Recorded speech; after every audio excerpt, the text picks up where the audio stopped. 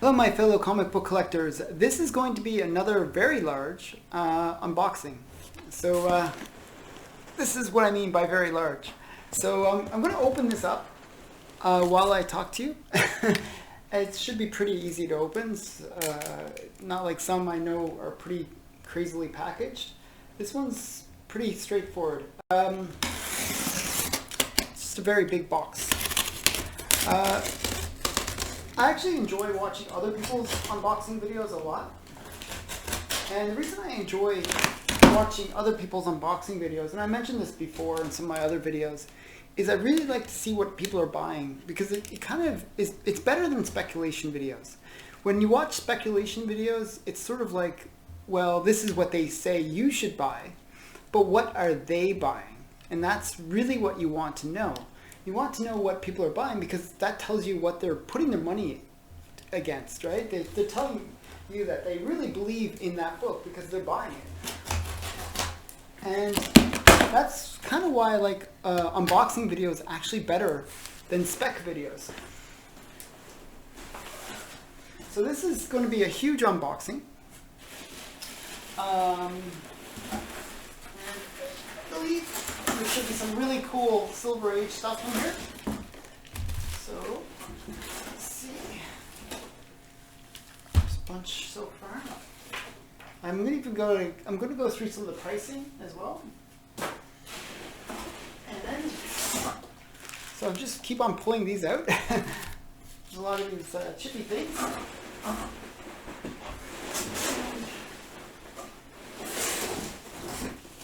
I believe that's everything out of the box, and you'll see that there's like a bunch of slabs, 4 slabs. So I'm going to get to those at the end, and I'll show you. Now if you stick to the end, I'm going to show some bonus stuff as well that I got.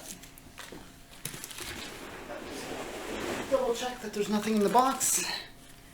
And now we'll go through the first bag. So they put them in these bags. This is all from my comic shop as well. In a way, they're kind of the unofficial sponsor of this video. I have an affiliate link with them. It's one of those things where nobody actually ever buys using my affiliate link. You know, I figure if it ever works, it'll help me buy some more comics. That's all it does. It's not like I make money on it or anything like that. It's just for fun to have it there. That way I can say to my family that, oh, that this comic collecting thing is actually worth something, that I'm actually making money at it. So a lot of this collection is going to be mainly Fantastic Four. Now I was reading a lot of the early issues of Fantastic Four, and I really enjoy Fantastic Four. I actually might even want to say that I enjoy Fantastic Four more than X-Men. So if that means anything to anyone. So what I did was I was kind of curious about potential specs in the Fantastic Four thing. So I went to Key Comic Collector and I just basically looked at all the ones that they recommended. And I went then to my comic shop and basically try to buy all the more affordable keys from my comic shop for Fantastic Four. So these will be kind of key issues that Key Comic Collector recommended. That website, if you go there, you can type in Fantastic Four and you can find out all the keys for Fantastic Four. And I tried to basically pick up the ones that I thought might be interesting. So I'm just going to pause it. Just one sec here. So I wanted to organize them a bit so that you didn't have to watch me going through opening all those bags and stuff. So I'm going to show you what's inside. It was a fair amount of comics. This is just one of 3 stacks, and I'll go through it to show you. So the first one is Fantastic Four 171. This is the first appearance of Gore the gorilla, Golden Gorilla. So that's kind of cool. And then we got Fantastic Four 176, which is a sort of a, Mr.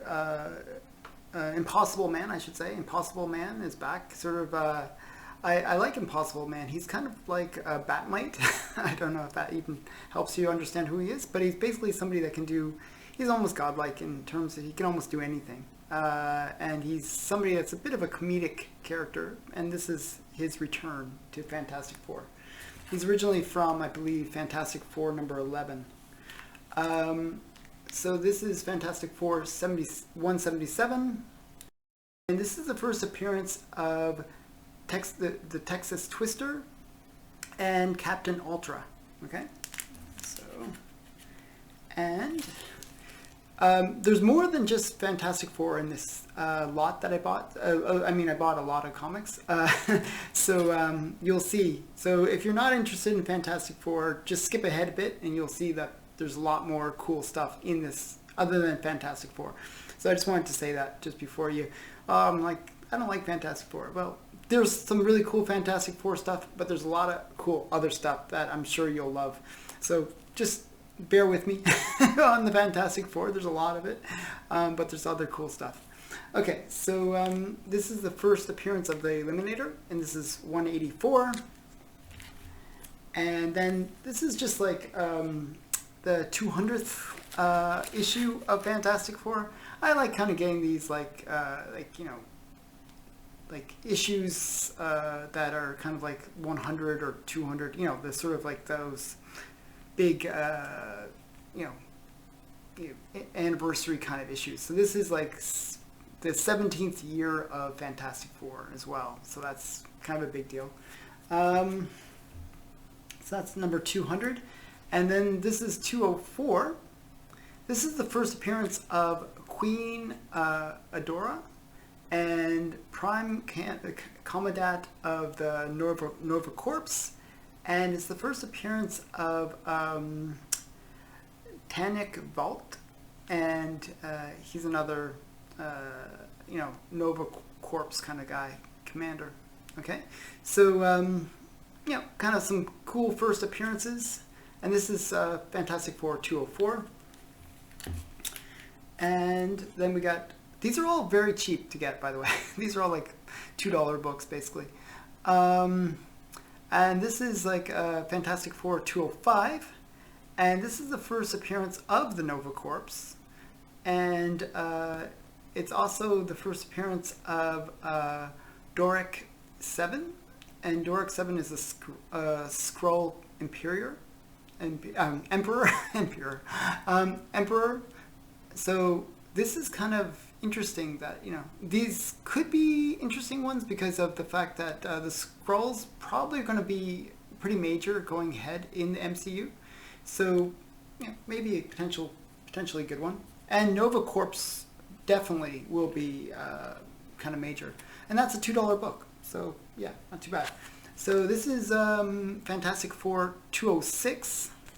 And this is a first appearance of Empress, and I'm gonna totally mispronounce this.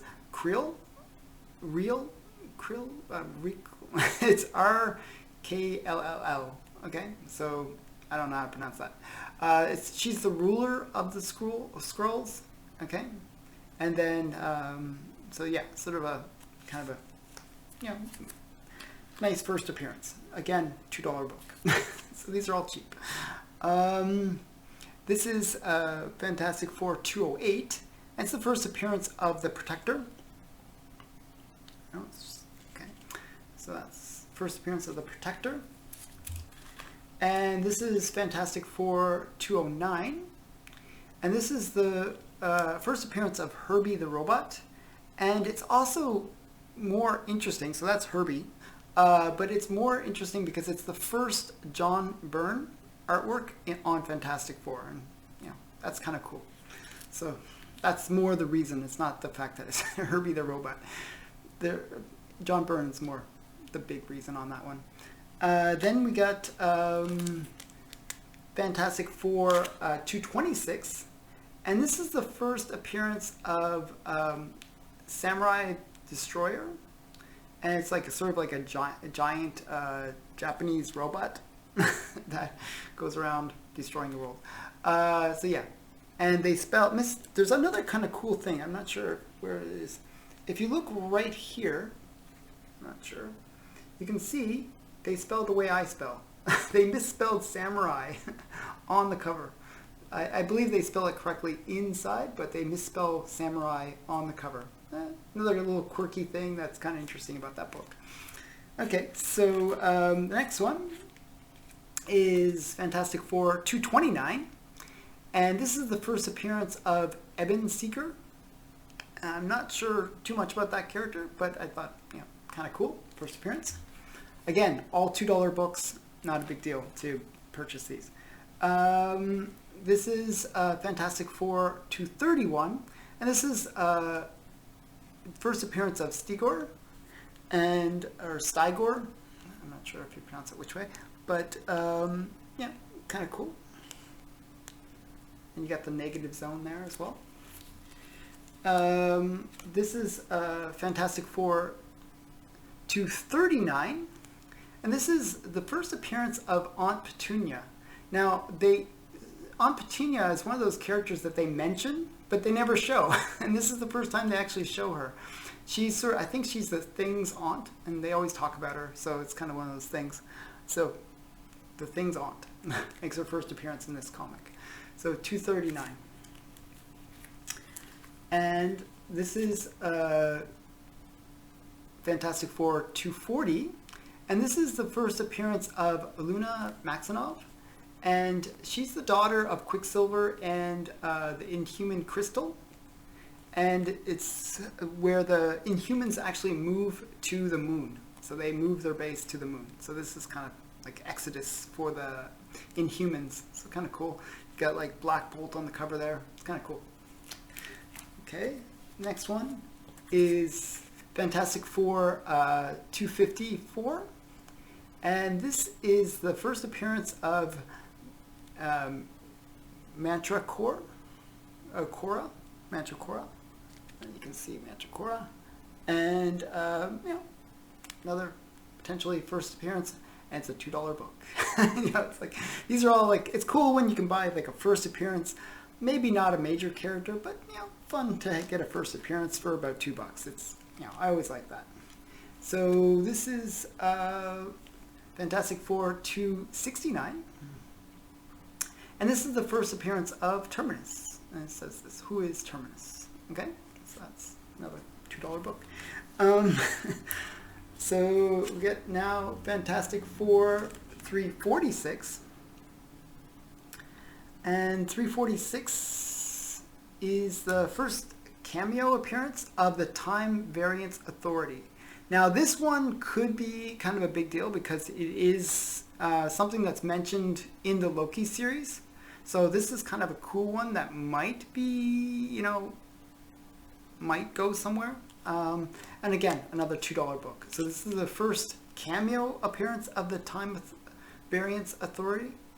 So maybe something there. Another $2 book. And this is Fantastic Four 257. And 257 is the first appearance of Tarax 4, and that's another scroll. The destruction of Tarax, Tarnax 4, which is kind of like the throne world of the Skrulls, and it gets devoured by Galactus. So you see Galactus, and he's going to eat their planet, basically. And this is also the death of the Skrull princess Anella, and the death of Empress and the word I couldn't say before, Arkil. Okay, so yeah, so this is kind of like a minor key. Okay, so then we get into 265, and this is when it's sort of like a storyline key. It's when She-Hulk joins the Fantastic Four and the Thing quits the Fantastic Four. So She-Hulk is going to be becoming a TV series soon, so who knows? Maybe there'll be a bit of a crossover between Fantastic Four and She-Hulk.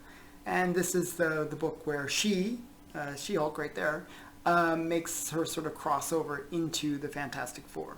So kind of interesting. Again, another $2 book. So these are all like cheap books. And this is 272. And this is the first appearance of Nathaniel Richards.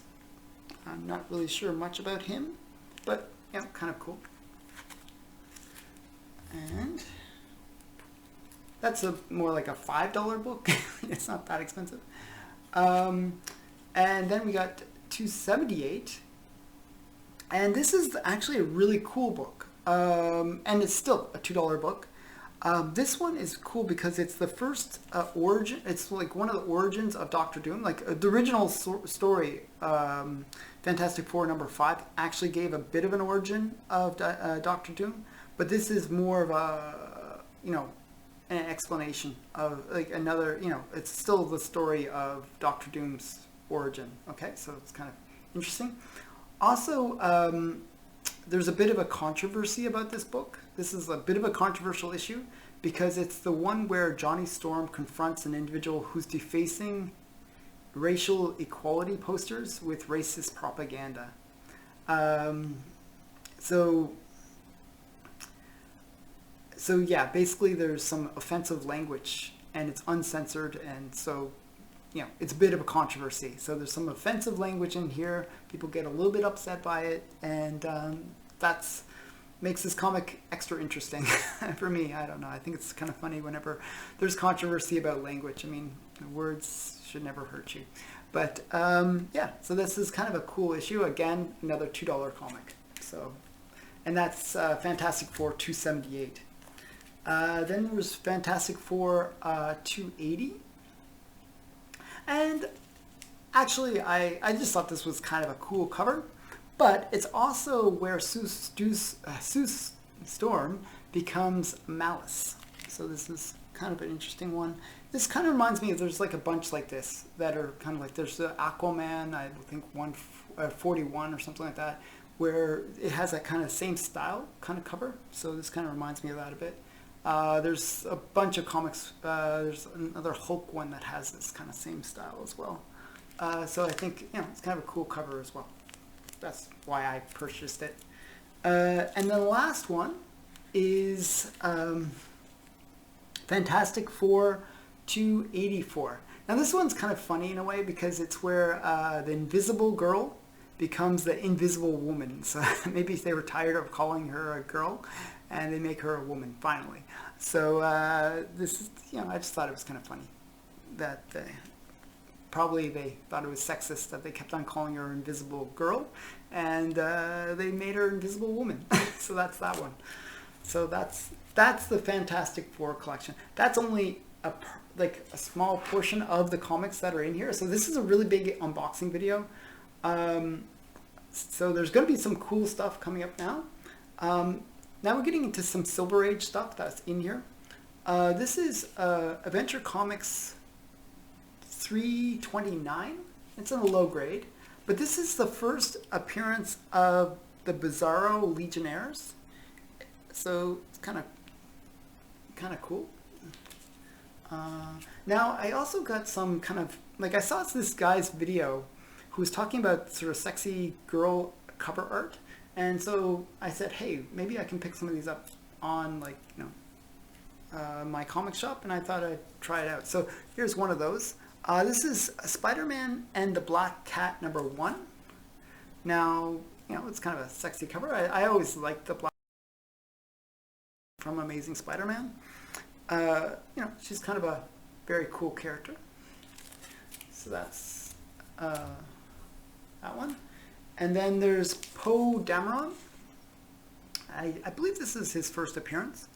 So, if you like Star Wars, I thought this character was kind of underutilized in the movies. In the way they kind of, maybe because he's a male, they kind of were a little bit harsh on him. I think he could have been, he could have been kind of like the next Han Solo, but he didn't really get the opportunity to shine within the movies. And I thought that was a little bit of a lost opportunity. So this is his first comic, Poe Dameron #1. And then we get I just saw this one. I just thought it might be interesting. Another $2 book. This is Spicy Tales #1. Sort of an interesting kind of old style looking cover. And I had to censor this one a little bit. Okay, this one I gotta censor. This is Hunter Killer #2. And it's just one of those sexy girl covers. So check it out. Try to find it. It's got a nice sexy cover. Okay, and this one I actually got twice now. This is my second copy. The first time I ordered it, the guy said, oh, he didn't have it. But then later he found it and then sent it to me. So I got this twice now. So really I was just trying to make up for an order. So I thought this was a really cool cover and another affordable book. And it's like just a modern book. And then we got Something is Killing the Children, number 14, I believe. Yeah, 14. And this is the second last in the first series of Something is Killing the Children. So that's that one. Then we got this one, which is what is it? Walking Dead 181. And I believe this is where these two characters kind of meet, and I think they become a love interest in the comic. And I heard that he's going to get his own series, solo series. So I also picked up, as a result, I picked up 2 copies of his first appearance. I'm just trying to remember his name. I'm blanking on his name. I haven't really watched the last season of Walking Dead yet, so I'm not as familiar with some of the characters. I'm trying to remember his name, but I heard that he's getting his own series, and that was, his first appearance is in Walking Dead 177. Again, a very affordable key. I think you can get this for like $5-6. I paid like $5-6 for it, so I figured, hey, why not get 2 of them? This is Batman 106, another one that is a modern book. This just came out recently, and it's I think it's like the first appearance of the new Scarecrow. So this is the B cover. The A cover is probably better to get because it actually has the Scarecrow on it. I actually recently bought the A cover at a comic shop, so I was kind of happy to get that. So this is the second, the B cover, I should say. And back to sexy girl covers. This is a really nice one. I really like this one. This is like Emma Frost, really kind of a cool character. This is Emma Frost #3, and I only got it for the cover. So I thought it was a really, really nice cover. I forget who's the artist.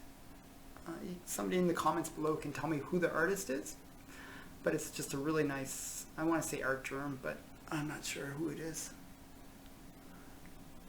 But yeah, it's just a really nice cover. And another sexy girl cover is Shanna. And this is Shanna #4. I hope I'm pronouncing it Shanna. Yeah, just kind of a nice, kind of reminds me of, the old movie where it's like sort of like a 2000 BC or something, or 10,000 years BC or whatever it was, the one with the woman wearing sort of similar kind of apparel or lack of apparel. So yeah, so I just thought that was cool. And this is Poe Dameron #2. I believe there's a first appearance in this. This one was mentioned on Comic Tom. I just thought it was maybe worth checking out. So yeah, this is another cheap, affordable key, but yeah, why not get it? And now, this is a Silver Age comic that I really, really wanted. And it's a little bit more pricey. It's about a $50 to $100 range. And I think I paid $40 for it, so, but it's usually around $50 to $100. And this is the Mighty Hercules. This is the first sort of comic appearance of Hercules, this version of Hercules, not the one that we know from Marvel, but the one from the cartoon series. So this is kind of cool. If you like when I was growing up, we didn't really have cable, so one of the few cartoons that we could see was this one. It was always on TV for some reason, and it was it was a really cheaply done cartoon, but because I always saw it as a child, I thought, wow, this is kind of cool. So I this is more for my childhood experience. It's just kind of a cool Hercules comic. I heard rumors that they might actually reboot this series, so this might actually become, popular again. But I only got it because of my childhood watching of the show.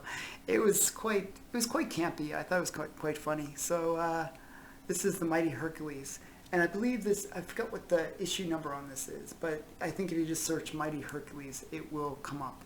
So yeah. The next two are quite huge books, so if you've been staying tuned for all this long, you're going to get some really big, these are some major heat. This one is Silver Surfer number 7.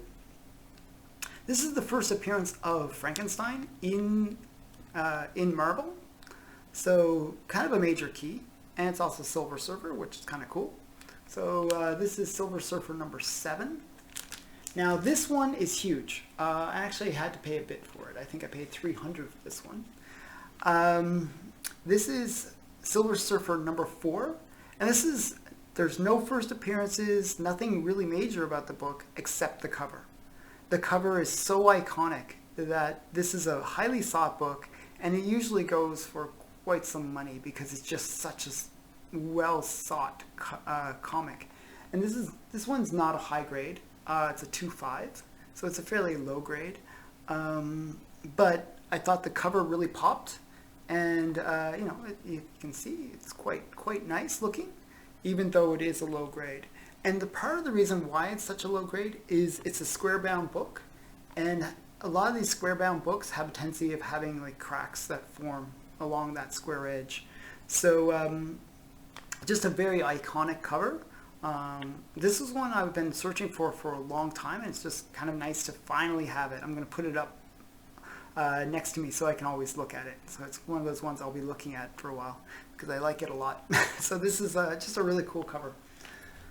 And I believe this is so I ordered this order actually I ordered several months ago, and it finally arrived. So this was actually one of the last issues of Star Trek that I needed, and this is Star Trek number 21, sorry. Number 21, and it's kind of a cool cover. Some guys in the red costumes probably going to die. So yeah, and this is The Walking Dead 98. This is the first, I believe, either the cameo or the first appearance of Negan. And yeah, I just thought that was kind of cool. And then we got some Amazing Spider-Man. This is Amazing Spider-Man number 37, and this is the first appearance of Norman Osborn. So I thought that was kind of cool, Norman Osborn. Then we got some X-Men, and this is X-Men 109. I believe this is the first appearance of the Vindicator. I'm not sure if it says that. No, it doesn't say it, but I believe so. So, yeah, kind of cool. And some more Walking Dead. I forgot what this one is. I'm trying to remember whose first appearance this is. You can tell me in the comments below. So this is Walking Dead 68. And, I know it is a first appearance. I want to guess, but I'm not going to guess. This is one of the first appearances of one of the characters in the show. So I thought, kind of cool. This one I saw. I was surprised that they had it. I thought it was kind of interesting. This is Nightmares on Elm Street. Now this was a fairly affordable book. I think I paid $10, and it's a high grade. And this is the first comic for Nightmare on Elm Street. So I thought, wow, that's kind of cool. Very, iconic 80s movie, so I really enjoyed the movie as a kid. It was one of those ones where I watched it when I was too young to watch it, and, it was like, oh, hey. I rented it on the VHS, and I thought it was kind of cool to watch it, and I didn't tell my parents, so it was like one of those cool movies that you watch when you're a little bit too young to watch, and you sort of hope your parents don't find out. So this was Nightmares on Elm Street #1, and it's just kind of cool. Another X-Men, and this is X-Men 158. I'm trying to remember what this is. I'm going to actually look it up, just because it will drive me crazy. But I believe this is the first appearance of somebody kind of major. I'm going to look it up quickly for you. One sec here. So some of these, like, you never can remember. Okay, one second. I'm going to pause it. You won't have to watch me looking things up here.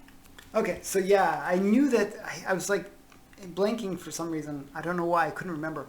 This is actually a pretty major comic. Not expensive right now, but it's going up. This is the second appearance of Rogue. This is also, it's tied with ROM 31. She also made her second appearance in ROM 31. But, this is, in a way, I prefer this one over ROM 31 because of the fact that it is in the X-Men title. But they both came out at the same time. Now, the first appearance of Rogue is really getting expensive finally. It's like one of those books that was undervalued for a long time.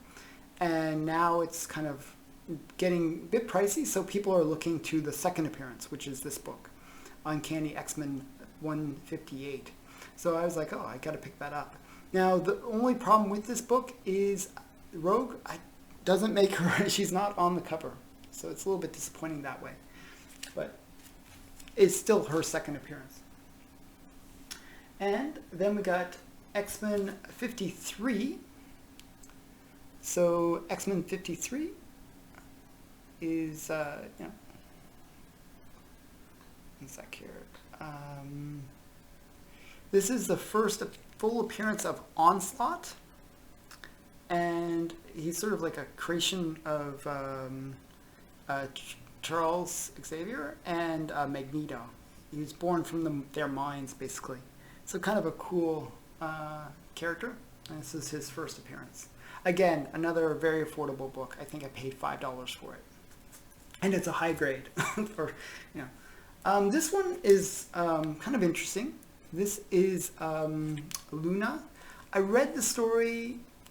I was a little bit iffy. It could be interesting. It could be, it depends. It's a little bit artsy-fartsy. Sorry to be weird about it. Not meant for kids. It's kind of interesting. I'm not really sure where it's going. If it goes in a kind of interesting direction, maybe this could be good. Now, this is her first appearance of Luna, and this, I believe, is the A cover. A lot of people, there's another cover that people prefer, which is a little bit more sexier, but this is the A cover of Luna. So maybe something that might go somewhere, I don't know. And next is Something Killing the Children. This is number 15, and this is the final issue of the first story arc. So, yeah. Something's Killing Children, number 15. I haven't read this one yet. I'm about 10 issues in. I still have the last few issues to read. So this one, I'm hoping it's going to be kind of a cool issue. And we got another kind of modern one, Keanu Reeves' Berserker. So yeah, again, I heard some really good things. And I heard recently, actually, I placed this order when it came out. So this book was, like, when I ordered this stuff, this was brand new. And since then, I've heard that this has been both, they're going to make a live action movie about it and an animated series. So this book will potentially heat up in the future, but it's a pretty large print run, so I'm not sure how much room there is to heat up, but it's kind of cool that I got, the first Berserker. So maybe something there. The next one is a sexy girl cover, and this is Skin and Bones. Just kind of interesting cover, and that's the only reason I bought it. Sexy girl cover. And last one in this big thing of comics, and I have to censor it a bit. So it's Vamp Blade number 11D. So yeah, so this is just a Vamp Blade cover. I actually collect Vamp Blades, so I have the whole series. It's just, you know, every so often I pick up a few issues that I might be missing. So this is Vamp Blade. And that's the comics section of this thing. Now I'm going to show you the slabs. Now the slabs are where, if you've waited all this long time to get to this point, these are the big things. These are the big items in this comic haul. And there's a little bit of a bonus at the end of this video, so stay tuned to that. But we'll just do the slabs first. So this is a purple label, which, you know, but it's a purple label because it has a small bit of color touch. This is Marvel Premiere number 10. This is the first full appearance of what's it called? I can never pronounce his name. Shuma Gorath. And when I bought this, there was some potential spec that that he would make an appearance in WandaVision. So you can tell this, when I ordered this, WandaVision was still on, and it just happened that the character never made an appearance. Now there is still hope that this character will make an appearance in the Doctor Strange movie, Multiverse of Madness. We'll find out. But this book has really been heating up. This was even in a restored grade. I think I paid $80 for this, so it's a bit pricey. You can get it cheaper than that. Probably a fair price is around $30 to $40 ungraded, like a raw copy. So that's Marvel Premiere number 10. The next one. Let's see. I know there's a really big one in here. There's some cool. The slabs are pretty cool in general. So this is Archie Gals and Pals, or Pals and Gals, I should say. And this is from 1962. And this is the first appearance of Josie, from Josie and the Pussycats. So this is the first appearance of Josie. I actually liked the movie. I know it sounds weird. It wasn't a great movie or anything, but I kind of liked it, strangely. And this is Archie's Pals and Gals number 23. So kind of this one goes for about 150 to I've seen it go in this grade for as much as $300. I paid $140 for it. So so it is kind of a major key, actually. Josie's a fairly major character in Archie, so yeah, kind of cool. And next, two more slabs to go. This one is really cool. Oh man, I was really excited about this one.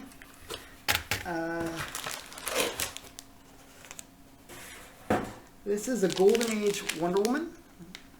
And this is Wonder Woman number 53. This is a very pricey book. I forgot how much I paid for it, but I could probably check. But I think it was like a few $100s. And this is the one where they kind of show the lie detector test on Wonder Woman. And it's Wonder Woman number 53. And it's kind of cool because the guy that wrote Wonder Woman, he was the inventor of the lie detector. So it's kind of cool to see her in her lie detector, like this lie detector, you know, on the cover. So it's sort of the origin of the lasso that Wonder Woman uses. You know, the guy that wrote it, he was like, you know, all about, you know, people telling the truth. So her lasso was kind of like his extension of showing the lie detector test. So this is kind of interesting that now they're actually using the real lie detector test on Wonder Woman. So it's kind of a cool comic, and it's a reasonably good grade as well. So that's a pretty pricey book. It's quite hard to find, believe it or not. So any of those ones in the 50 range, like 50 to 60s, are quite hard to find. Even, so that's from 1952. For some reason, those Atomic Age Wonder Womans, or sort of late Golden Age, are really hard to find. I don't know why, but that's the way it is. Now this is the biggest comic of all in this whole video. And most of the order, like this was a pretty expensive order. I think it was like about $3,000. Well, most of that cost was on this one comic. And it's Fantastic Four #2. Now this is a signed copy by Stan Lee. And it's, a reasonable grade. It's a 4.0. And this is like a $2,000 book. Just because of the signature, it's a pretty pricey book. This is the first appearance of the Skrulls, and it's, it is Fantastic Four #2, so it's a really early Fantastic Four, and it's in a reasonable good grade, and it's signed by Stan Lee. So all those reasons makes it a very pricey book. I actually could have gotten this book in the same grade, cheaper, but this one's a signed copy. So yeah, usually you should be paying around, let's say, about $1,500 for this book in this grade. So a little bit more expensive just because of the signature, but it is kind of cool, and it's a gold label, so that's always nice that it's, you get that gold label. And yeah, it's to me, this is kind of like a major key for Fantastic Four, because it is the first appearance of the Skrulls, and the Skrulls are going to play a major role going forward in the MCU. They were sort of first introduced in Captain Marvel, but I believe, even at the end of WandaVision, they show the Skrulls, and at the end of, I forget which movie, end of, I think, Endgame, they had the Skrulls as well. So there was, I believe it's Endgame. I might be wrong on that, but the one where they show Nick Fury in space. So there's the Skrulls are going to play a huge role in the MCU, and this is their first appearance. So yeah, if you're interested in the Skrulls, this is the comic to get, and it's Fantastic Four #2. So yeah, that was the comic haul. Now I'm going to show you, if you waited all this time, there's a little bit of a bonus where I do have one more thing to unbox. I have no idea what it is. It's just one more comic. And I will open it up really quickly. So this has been a long video. I'm almost losing my voice doing this, but I hope you enjoyed it. So, a sec here. They gave me a little extra sticker, a little flash sticker. That's kind of cute. And there's some paper. Let's see what the paper says. Oh, this is kind of a cool one. There's something that's going on right now that's kind of interesting. A lot of the Bronze Age or Copper Age Marvel horror is really heating up. And I believe that's because the Morbius movie is coming out soon, and there's just a lot of attention that's going towards these Copper Age horror comics. And this one is kind of a major key, or a minor key, I'm not sure. I think it's a fairly major key in my mind. And I'll show it to you. So this is the bonus. This is the bonus you've been waiting for. Hopefully it's something that you find interesting. And it's Giant Size Chillers #1, The Curse of Dracula. This is the first appearance of Lilith, and that's Dracula's daughter. And another cool thing about this comic is she's on the cover. So it's always good when the first appearance is a cover appearance. So this is a really cool issue to get, and it's Giant Size Chillers #1. This book is really heating up. I think I paid $60 for it, just to give you a sense. That's with shipping, but this is a really hot book. don't sleep on these, you know, Copper Age, or Bronze Age, I should say, Bronze Age horror from Marvel. Really, really popular right now, and their prices are really going up. So if you can find some of the, like, Tomb of Dracula or giant-sized chillers, then, you know, there's some real, they're really heating up, and they're ones that you could probably get fairly affordably, because, you know, a lot of the comic shops haven't, you know, adjusted their prices for these ones. So these are ones that, you know, I would do some, you know, dollar bin hunting, and maybe you can find some cool keys fairly affordably. So this is the end of the video. I hope you enjoyed this final unboxing. And thanks for watching all this time. It's been a long video. Check out my other videos. They're a bit shorter. And I hope you enjoyed this. Thanks for watching. Bye for now.